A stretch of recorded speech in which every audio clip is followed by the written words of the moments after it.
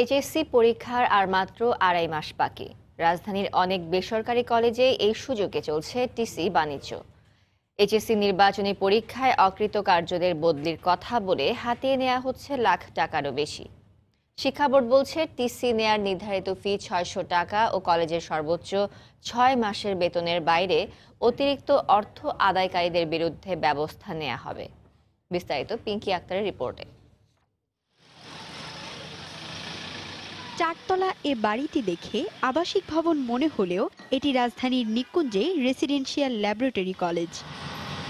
কর্তৃপক্ষের ভাষ্যমতে কলেজের শিক্ষার্থীর সংখ্যা ২০০ হলেও সরেজমিনে কোনো শিক্ষার্থীই পাওয়া যায়নি। বেসরকারি এই কলেজের নিকুঞ্জেই রয়েছে দুটি ক্যাম্পাস।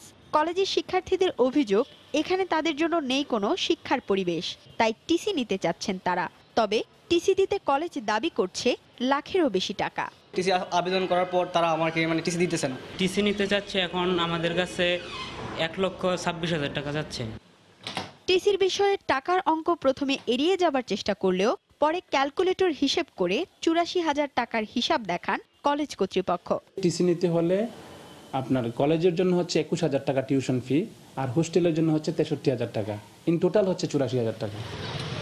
এদিকে রাজধানীর বিসিআইসি স্কুল অ্যান্ড কলেজে এইচএসসি নির্বাচনী পরীক্ষায় অকৃতকার্য প্রায় ৩৫ জন শিক্ষার্থী টিসি ফরওয়ার্ড করা হয় মিরপুরের ইউনিভার্স কলেজে। শিক্ষার্থীদের অভিযোগ, প্রতিষ্ঠানটি প্রতি শিক্ষার্থীর কাছ থেকে এইচএসসি বোর্ড পরীক্ষায় ফর্ম ফিল আপের জন্য চাইছে ৩০,০০০ টাকা করে। এক সাবজেক্টে ফেল হওয়ার কারণে আমরা সবাই বিসিআইসি কলেজ থেকে টিসি নিয়ে ইউনিভার্সাল কলেজে আসছি। বিসিআইসি কলেজে আমরা টেস্ট পরীক্ষা দেওয়ার পর ২ বিষয় ফেল গেছিল। তারপরে এই কলেজে আমরা সবাই আসছি। আসার পর স্যার বলছে তোমাদের এরকম দেওয়া যাবে, সিট আছে, তোমাদের মোট টোটাল ৩০,০০০ টাকা, আনুমানিক আর কি। এখানেও কলেজ কর্তৃপক্ষ হিসাব নিয়ে দেখান নানা অজুহাত। অবশেষে হিসাব কষে ১৯,০০০ টাকা খরচ দেখাতে সক্ষম হন তিনি। অ্যাডমিশন ফিস হচ্ছে আপনার ১০,৩০০ টাকা, ১২০০ টাকা করে ৬ মাসের বেতন।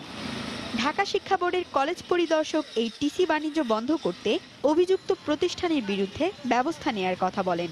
বোর্ডের যে নীতিমালা সেখানে টিসি বাবদ ৬০০ টাকা নির্ধারিত। যদি কেউ অবজেকশন দেয় যে না পাস করে নাই, তারপরও কেন দিল, সেই ক্ষেত্রে আমরা দেখব। আমরা এই ব্যাপারে কোনো ছাড় দিব না।